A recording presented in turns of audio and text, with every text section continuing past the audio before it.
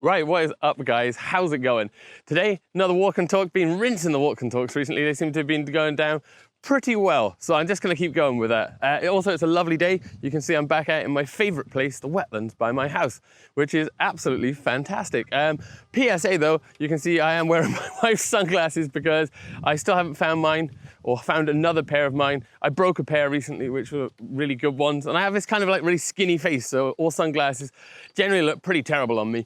But meh, whatever, let's get on with it. Today, you've already probably seen by the title that today we're talking about my story about how COVID-19 has kind of changed my perspective on China.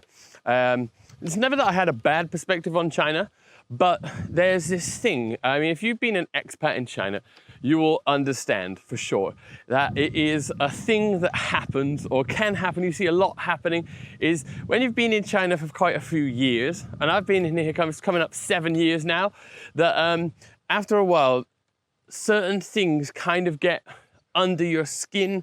Some things that you thought were really cool when you started become not so cool, and eventually you kind of get jaded. It happens to quite a lot of people. I've seen it happen to friends of mine that have left and gone back to their countries because they've had enough of China. So what happened for me was that I came here to China in 2013 and I loved it. From day one, I was like, this is it. This is where I want to settle down.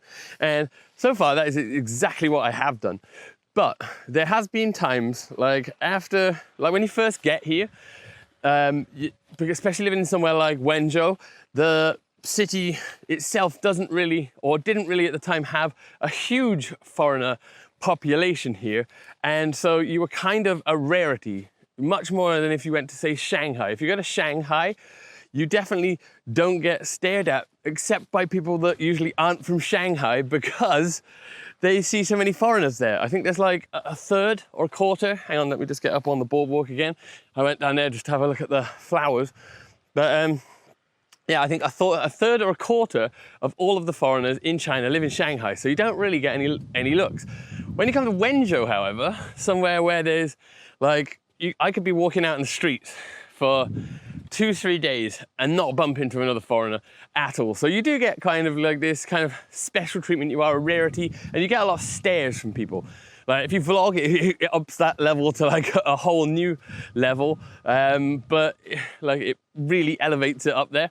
But just being foreign kind of gets you these stares. And to start with, you feel like a real rock star. It's amazing. You're like, oh, this is fantastic. Look, people want to take pictures and blah, blah, blah, blah. And then after, like there's a whole bunch of things similar to this, which at first you really enjoy. But then after years of it, after years of being here, and definitely after, checking there's no one near my bike and my camera equipment all the way back there, you kind of get it's easy to get a little bit jaded. And I guess that's what was happening to me. Like I said, I never ever hated China, but I'd have days where I'd be like, God, why do people always have to do this in China? Why don't people always look where they're going in China? Why don't, why do people always point and stare and be like, hey, look, the foreigner? And it got to the point where I didn't want to leave China. I've never wanted to leave China. I've always said since I moved here that this is where I like being, this is what I wanted to do with my life, was to settle down here, and I did. And we've got to the end of the path as well, so I'm gonna do a loop back around. But yeah, so I never ever got like that, but it is very easy in China, and I see it a lot with expats. They come here and everybody is exactly similar to me. Like always not exactly the same, but similar kind of circumstances. After a while, things start to grate on you because you become kind of almost a little bit fed up of it, I guess. There's things such as, like things that will, like to start with, you don't really care about, and then after a while, they kind of grate on you. Things like, for example, when you're a foreigner, it is a little bit harder sometimes. Sometimes there is stuff which will be much easier if you're a local, and if you're a foreigner, it's just red tape, and there's constant stuff which you need to do, like registering places, a lot of hassle and form filling.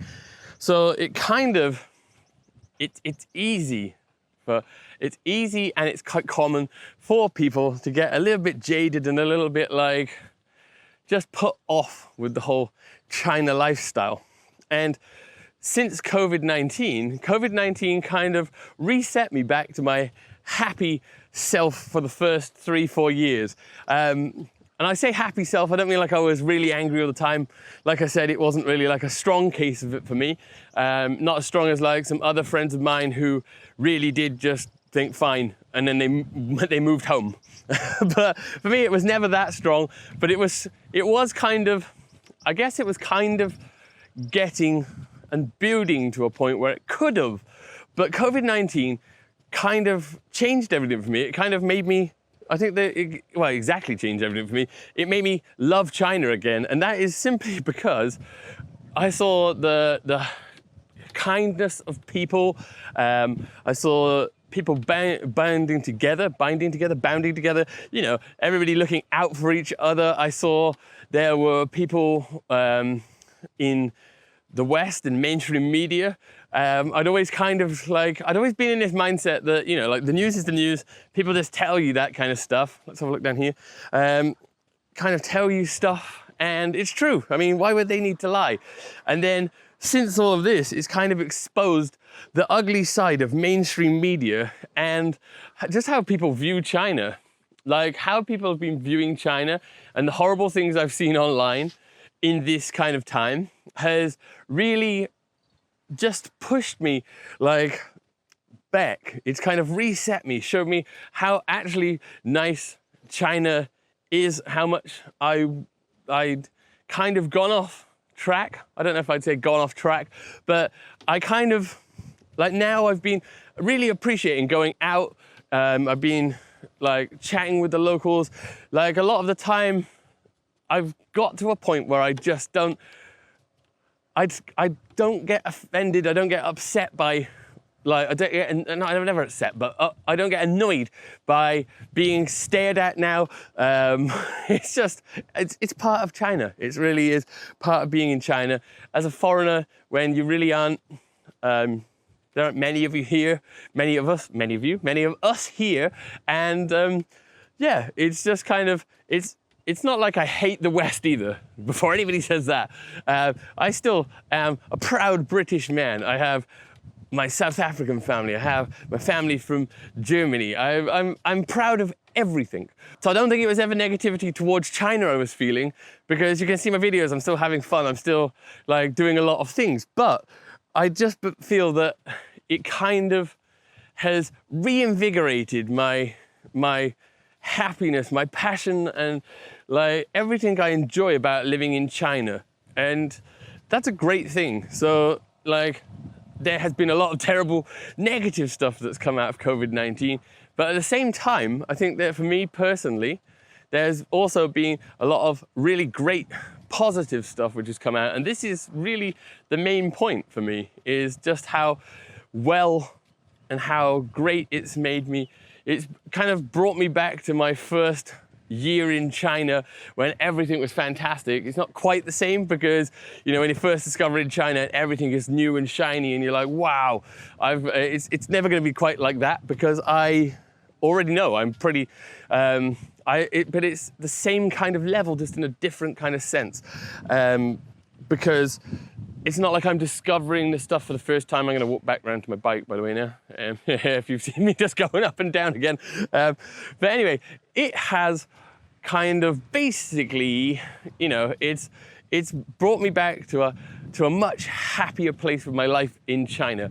Not that it ever was super unhappy before, like I keep saying. But yeah, I think that's about it, really. Hope you kind of enjoyed this story.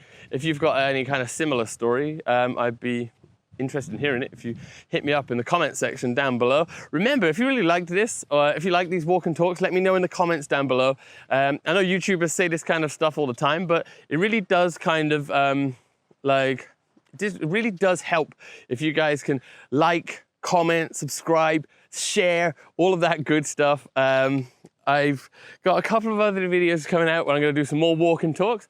I think I'm going to keep the walk and talks up for the minute, because for me at the moment it's a very busy busy time, like the lockdown and all the quarantine kind of, you know, that was kind of busy because I was always looking after children. Now I'm going back to work, and going back to work is also a super busy time because it's literally 1 week in and I feel like I'm gonna die because it's so, now I have to travel again, so like 14 kilometers to go to work on the bus. I don't get back till late.